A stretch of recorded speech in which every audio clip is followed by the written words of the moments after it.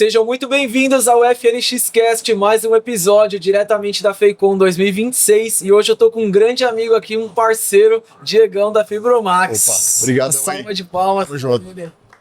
Seja bem-vindo, irmão. Valeu, obrigado demais por estar com vocês aqui.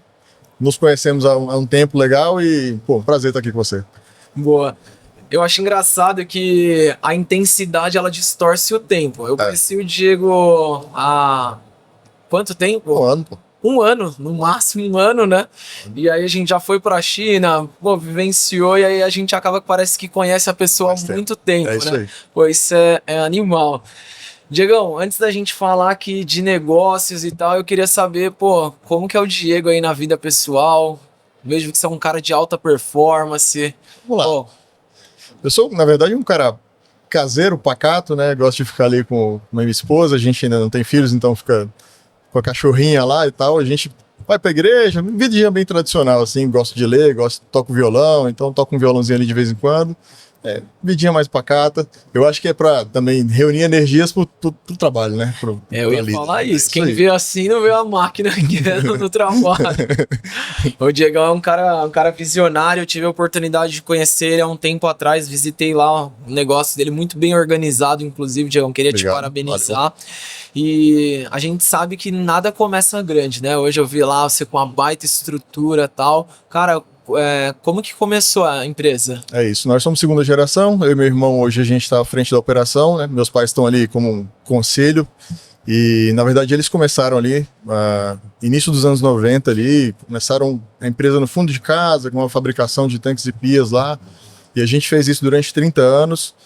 No meio do caminho a gente, né, pivotou algumas coisas ali, começou outras, uma distribuição, começamos outros negócios e aí hoje a gente está mais focado em industrialização de gel coat, distribuição de compósitos e a gente tem também agora, no último ano, uma loja de materiais de construção, né? Então, é uma construção de 30 e poucos anos, é o que você falou, né? Um passinho de cada vez, muita tranquilidade, muito trabalho, mas aí a gente tem, graças a Deus, avançado.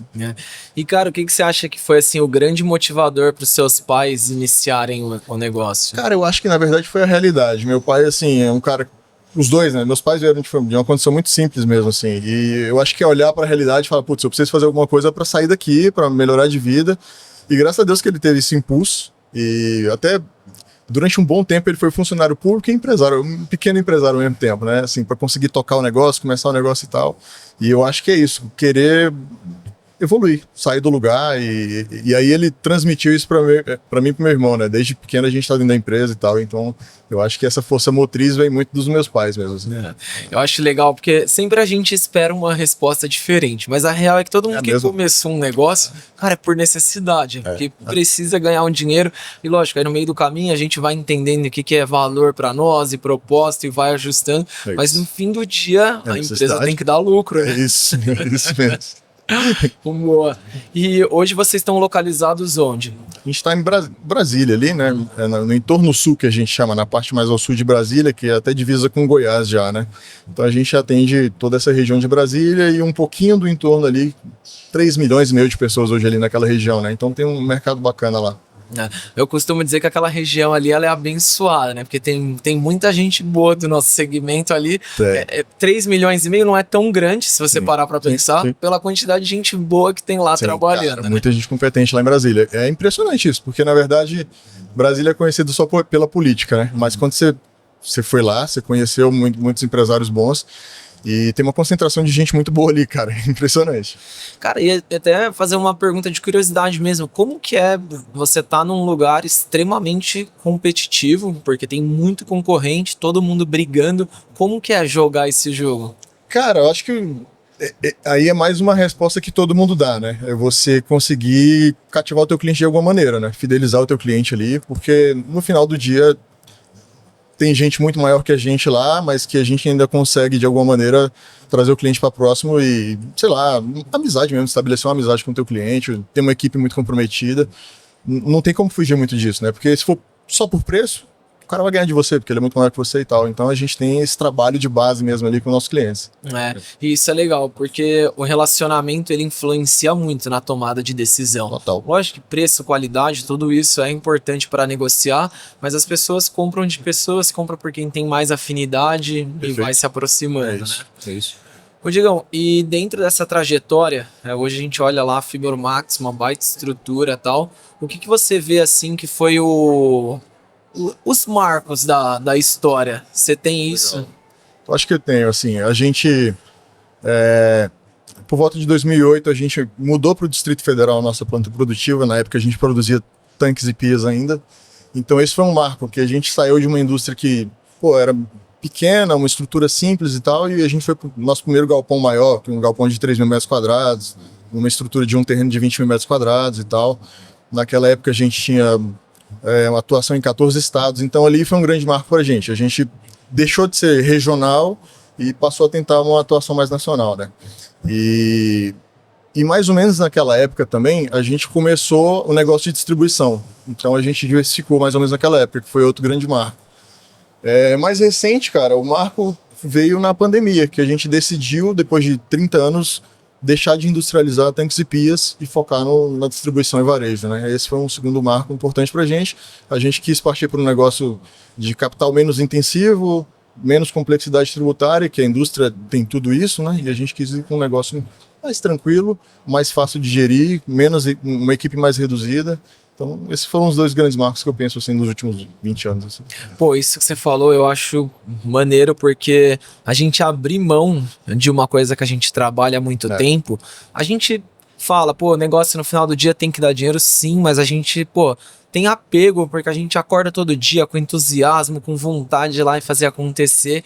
E essa decisão de pivotar da indústria para a distribuição, isso foi algo que de uma certa maneira pegou assim o ego, vamos dizer dessa forma. Isso reverbera até hoje, na verdade. Porque meu pai começou esse negócio, foi o primeiro negócio dele, né? Então, assim, pra gente chegar e convencê-lo de que pra gente era mais interessante focar num negócio que era mais rentável, tem um mercado maior e tal, isso foi difícil. Porque tem um apego, tem toda uma história, né? A vida dele começou naquilo aí, praticamente, né? Então, você lê o número friamente não é uma coisa simples. Então, é uma coisa que foi construída. A gente começou a conversar, olha, talvez essa mudança vai ser necessária, vai ser melhor pra gente. E isso foi sendo desenvolvido, mas levou um tempo. Não foi uma coisa muito simples, não. E até hoje ainda tem implicações ainda. Do tipo, pô, mas a minha indústria e tal. Então, assim, tem um apego emocional, não tem como, cara. O meu pai, ele vem de indústria, ele trabalhou na primeira indústria de ferramentas diamantadas do Brasil. Tudo que ele aprendeu, assim, basicamente foi nesse tempo que ele estava lá. E aí, por um acaso, ele saiu, depois abriu a própria empresa dele, enfim. E o mercado de diamantados no Brasil, ele é um mercado que ele tem sido engolido pelos chineses. Pô, a gente estava na China, você viu, a fábrica que ela é simples, o processo é simples. Então, cara, o custo é muito baixo. Ou você vai em uma que é muito tecnológica, que não depende de ser humano e joga o preço lá embaixo. Sim. Então, competir com um cara que tem preço e qualidade se torna quase que impossível. E ano a ano, a gente nota que vem diminuindo o número. A gente está num polo que tinha por baixo 10 fábricas de diamantados, hoje tem nós e uma que está mais ou menos. E por mais que a linha de importação ela vem crescendo, a gente vem ganhando destaque. Por exemplo, hoje eu não tenho um produto nacional aqui no stand na Feicom. Para o meu pai ainda o apego é na fábrica, é o que ele gosta, é onde ele põe a energia. E como que você faz isso lá com seu pai? O seu pai virou a chave e já aceitou a distribuição? Ele meio que virou um pouquinho a chave, porque até nessa transição toda a gente meio que quis que ele tivesse um tempo a mais para ele, para minha mãe e tal. Então durante um tempo ele deu uma afastada da operação, aposentou um pouquinho, virou mais conselho, e agora que ele voltou mais para próximo da operação depois da loja de materiais de construção, ele tá mais conformado, assim. Ele já viu que a mudança deu resultado, né? Porque assim, uma coisa é você prometer o resultado, outra coisa é ele visualizar que de fato aquilo aconteceu, né? Então, assim, todos os problemas que a gente tinha na indústria é muito complicado, né, cara, no Brasil. É um produto, você tem um capex gigante para um resultado baixo, né? Na verdade, via de regra é isso. E ainda mais, o nosso produto não tinha concorrência chinesa, então não posso usar essa desculpa. Mas é mais uma coisa interna de Brasil mesmo para o nosso produto ali. Mas então, quando ele vê hoje uma empresa mais simples operacionalmente, e que dá um resultado melhor do que o que a gente tinha, aí ele já tá mais confortável agora, né? Contra resultados, ninguém fica discutindo, né?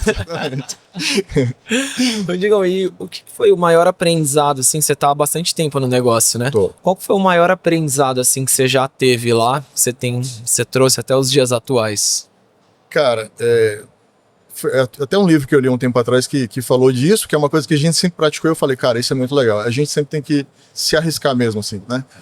Aí a gente aprende que esse risco tem que ser, né, dentro de uma caixa ali, dentro de um controle, né? Mas tentar sempre, cara, buscar novos produtos, novas parcerias, conhecer o Gu, ir pra China, fazer coisa diferente, né? Porque se a gente para no tempo, a gente vai ser atropelado, isso é inevitável, né? Então, eu acho que essa foi a grande coisa que eu aprendi dentro de empresa. Até porque, é uma curiosidade, eu passei dois anos no serviço público em Brasília, né? Eu passei num concurso lá, era pivete ainda, e eu fiquei 2 anos trabalhando. Minha mãe falou, não, meu filho, empresa dá trabalho demais, vai ser funcionário público que a vida é muito mais fácil. E eu fui 2 anos. Tava mais fácil. Exatamente. Só que, cara, não tem o dinamismo que eu gosto, entendeu? Tipo, eu cresci dentro de empresa, então, pô, a gente gosta de conhecer gente, desenvolver negócio, trocar ideia, então eu acho que isso de fazer sempre alguma coisa nova é o grande aprendizado para mim. Qual que era o nome do livro? É do Han Charan, Crescimento Sustentável. Crescimento Sustentável. Esse livro é fenomenal. Vou anotar aqui que depois eu quero ler. Esse é bom. E ainda falando assim de segunda geração, qual foi o momento mais crítico assim da passagem de bastão? Cara, se não puder contar também. Mas é que eu tô pensando que é crítico até hoje, né? Não. Ainda não resolveu. Porque, assim, é uma questão geracional, né? Assim, pô, meu pai, ele não viveu a era da informática e tal. Nota fiscal era na mão, era cheque, o fio do bigode ainda valia muito e tal. Então, assim, essa coisa de adotar processos mais modernos e tal, tudo isso é meio difícil, às vezes, de ele entender e aceitar, né? Porque viveu numa época de uma simplicidade, e que era muito legal, na verdade, né? Não era escalável, mas era uma simplicidade bacana. Então, eu acho que temos algumas rusgas ali, que às vezes ele vê um processo e fala, pô, mas por que a gente não faz daquele outro jeito? Fala, pô, mas hoje não dá mais, entendeu?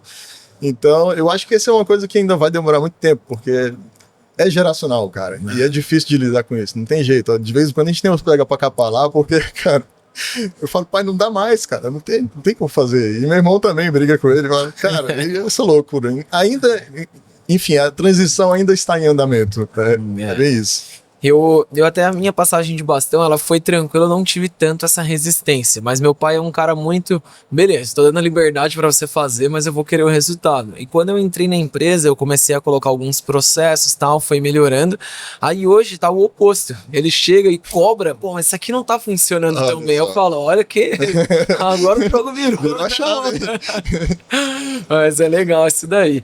O Diego, você falou da questão da gente estar em movimento, de buscar algo novo. Eu acho isso muito legal. Até no começo falei que a intensidade ela distorce o tempo, porque a gente vive tão intenso, vive tão insano que, bom, a gente acho que se conheceu há menos de um ano, mas se conhecer mesmo foi em outubro, quando a gente estava na China. Agora a gente está em abril, poucos meses já, pô, uma baita experiência legal.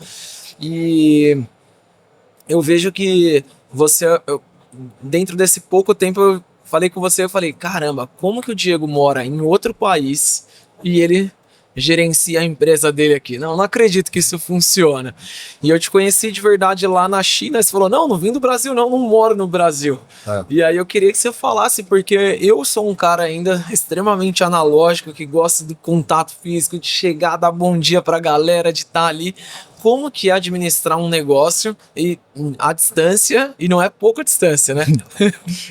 Cara, então, primeira coisa, não é fácil, né? Porque você tá ali na empresa todo dia, tem contato com as pessoas, o olho no olho ali é insubstituível. Então você tem que, a primeira parte que você sente falta é disso, né?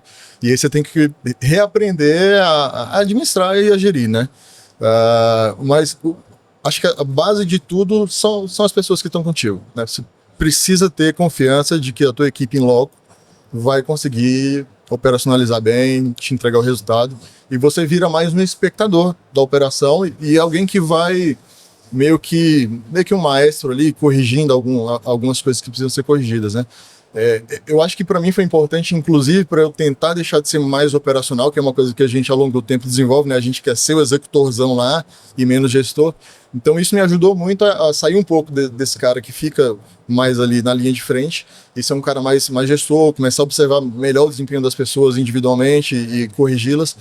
Mas, cara, não é simples e tem essa virada de chave, assim, de você se ver um pouco sozinho, um pouco distante. E tem essa solidão, né, de você tá distante, mas por outro lado você consegue ver o big picture ali, né? Você consegue ver a tua empresa de uma maneira mais desprendida, mais, sei lá, mais desconectada, né? Então, assim, é bom e é ruim. Mas, assim, para mim, a parte de estar onde eu moro é importante. Eu gosto de estar lá. Então, boa. Eu vejo assim, você tem boas pessoas no time, então, primeiro, ter as pessoas certas nos lugares certos. Você é um cara que trouxe essa cultura de processos para dentro do negócio. E como que você tem alguma rotina de gestão com o seu time? Você tem frequência de reuniões quando você está fora? Sim, especialmente quando eu estou fora. Quando eu estou fora, a gente tem follow-up semanal sempre, né? As pessoas chaves, óbvio, os gestores de área lá. E aí nessas conversas a gente vai alinhando os ponteiros ali, sempre. É isso aí. Boa. E como que você organiza a sua gestão? Hoje você está morando em Portugal, certo? Isso. Qual é o fuso? Fuso são 3 ou 4 horas mais, depende, porque lá tem horário de verão, né? Mesmo não sendo uma coisa tão grande, acaba que impacta, né? Como que você se organiza com isso? Cara, aí nesse aspecto eu preciso me adaptar à empresa, né? Então eu trabalho no horário do Brasil. Lá eu trabalho à noite, né? Então isso aí é... Mas é tranquilo, depois você acaba acostumando, assim. Eu acabo aproveitando amanhã, porque a gente começa às 7 da manhã lá na empresa, então, mas eu começo às 8 pessoalmente, então eu trabalho lá em Portugal nesse horário, por exemplo, de 10 às 20, normalmente, 10 às 21, mais ou menos essa rotina. No começo você fica um pouco cansado, porque você tá trabalhando à noite, né? Mas depois você acostuma. A gente tem aquela frase, né? Pô, a gente tem que ser indispensável e tal, mas no final do dia, pô, é satisfatório quando a gente vê que o nosso resultado impactou, quando a gente desenvolve as pessoas e tal. Hoje, você comentou uma palavra, pô, você comentou que era um pouco solitária a rotina por conta dessa distância. Falando do lado de vista do 100% empresarial, o que você acredita que é o maior ganho e o que você mais perde com a distância? Essa é uma pergunta difícil, hein? Cara, acho que o maior ganho que eu tenho é não estar ali com um zoom alto em relação à operação. Quando eu estou dentro da operação ali, as pessoas costumam me usar como uma muleta. Eu acho que todo gestor também acontece isso, né? Então todo micro problema acaba vindo para você de alguma maneira. A gente passa pela empresa, o pessoal chama até para não falar nada. É exatamente isso. Então eu acho que esse é o maior ganho. Eu consigo ter mais tempo de qualidade em pensar na operação, pensar em novos negócios. Eu acho que isso é muito positivo. Agora, o maior demérito é você estar distante das pessoas, né? E não ter esse... Porque olhar no olho da pessoa presencialmente ao invés de na tela é diferente. É diferente. Isso, inevitavelmente é diferente. E quando a gente fala assim de cultura empresarial, você sente que teve alguma mudança na cultura da empresa? Por exemplo, assim, você foi morar em Portugal, as pessoas, pô, agora o dono da empresa saiu daqui, tá morando em outro lugar. Você sente que tem isso ou não? Como a gente tem uma cultura resultadista, ou seja, tem que entregar o resultado, eu acho que eles ganharam mais autonomia. Nesse sentido, eu acho que a equipe amadureceu, né? Porque a minha presença, justamente mesmo que eu não quisesse, mas acabava acontecendo de trazer microproblemas. Isso já não acontece mais e as pessoas já têm autonomia para conseguir resolver esses pequenos problemas. Isso é legal. É que no final do dia, quando aperta mesmo, a galera se movimenta. É isso aí. O Diego não tá mais aqui para dar aquela ideia, então eu tenho que me virar. Então, é isso aí. Mas assim, eu acompanho diariamente também, né? Então... E, cara, mesmo eu estando aqui, a grande verdade, mesmo você estando dentro da tua empresa, tu não consegue ver tudo. Não. Isso é impossível. Então, acho que eles já acostumaram também com isso e eles sabem que eu estou observando. Então, também não tem como ficar dando migué, né? Vai se moldando, né? Isso. É uma readequação. Não, legal. Eu digo, e cara, como que você faz para conciliar a alta performance da vida pessoal, da vida profissional? A gente sabe que é solitário a jornada do empreendedor. Você tá morando num outro país e é pressão, e fornecedor, e cliente, e isso. E no final do dia a gente precisa estar com todos esses pratos equilibrados. Você também é casado. Como que você faz para conseguir conciliar tudo isso? Cara, eu vou te falar. Estar em Portugal nesse sentido me ajuda bastante nisso, porque lá é um lugar de ar fresco para mim, sacou? Então me ajuda a tá com a bateria sempre cheia, tá sempre organizado e tal. Eu moro perto da praia lá e, pô, a gente tá em Brasília, tá 1.300 km da praia, mais que a gente, né? Então eu consigo, pô, pegar uma manhã ali, uma horinha na praia antes de começar a trabalhar. Então, assim, lá meio que é esse ponto que me recarrega minha bateria. Isso é legal. Não, boa. E cara, o que que você vê assim que é o futuro do home center? Por que que eu pergunto? Hoje a gente está numa era que o mercado do online avançou muito e eu vejo que você expandiu na loja presencial. Segunda-feira eu tava num painel e a discussão era, pô, loja física, como que é o custo disso versus canal do digital? Como que você tem olhado isso e como que você acha que é o próximo passo do mercado? Legal. O material de construção, eu tenho refletido sobre isso e essencialmente, material de construção é um negócio mais complexo do que parece, né? Porque, por exemplo, vamos pensar no material básico, né? Areia, o cimento, o ferro. Cara, isso não tem como não ser via material de construção, né? Os grandes home centers trouxeram para dentro das lojas eletrodomésticos, não sei o que, e aí essa linha realmente é problemática. Nesse sentido, eu acho que, como acontece, por exemplo, na Best Buy nos Estados Unidos, provavelmente a gente vai virar um showroom. E se a gente tiver um grande volume, a gente vai ter que, as marcas vão ter que, no fim do dia, pagar para estar ali, né? Para apresentar o produto delas. Mas eu acho que a loja física de materiais de construção, existe um mix muito grande ainda que precisa do produto físico ali e que o online não vai resolver o problema, porque tem muita demanda urgente. Por exemplo, quando você vai analisar as obras, o pedreiro, cara, ele não consegue prever uma semana para frente de material, entendeu? Então como é que você vai fazer isso com o e-commerce? Mesmo que entregue rápido, mas tem produto que não vai entregar tão rápido. Então eu acho que essa necessidade imediata dos clientes ali, por exemplo, também, teu chuveiro queimou, você vai esperar chegar do e-commerce, sei lá, daqui a 3 dias, muitas vezes não dá. Então, eu acho que essa demanda recorrente, diária e imediata dos clientes vai acabar viabilizando ainda a atuação das lojas locais. É claro que tem linhas de produto, como eletrodoméstico, por exemplo, que eu acho que realmente vai ficar muito difícil. A competição com os grandes players é praticamente impossível, né? Mas é isso. Eu acho que as lojas vão adequar o mix a essa realidade nova. É basicamente isso. Você acredita então que vai segmentar, uma parte vai ficar para o online, obviamente vai sobrar alguma coisa para o presencial e outros que o presencial se consolida. É o meu chute. É o meu chute. Cara, eu acho que faz muito sentido. E como que você tem se organizado? O que você imagina que são os próximos passos lá? Cara, então, a gente é uma loja recente, em materiais de construção, uma loja recente. Então, o nosso trabalho nesse primeiro ano agora tem sido de adequar mix à realidade dos nossos consumidores regionais lá, né? Porque a gente está numa localidade periférica. A gente não vende para o consumidor de classe A, né? Então a gente está dosando ali o que o consumidor do nosso bairro entende que ele consegue pagar em termos de preço e qualidade e tal. Então a gente, nesse primeiro momento, tá fazendo isso. E também aumentando o mix, né, na verdade, né? Porque, putz, você pensa num home center, cara, é uma infinidade de itens. Até a gente comprou lá recente agora capturador de odores, sacou? Então, tipo, todo dia aparece uma coisa nova lá que eu fico, meu Deus, isso tá vendendo em loja de material de construção e tá. Então, assim, a gente tá aprendendo, a grande verdade é essa, né? E como a gente tá no mercado de concorrência muito pesada, que você conhece Brasília, a gente não pode ser lento, né? Tem que ser muito rápido nas decisões. Então, cara, tô fazendo um MBA na prática lá.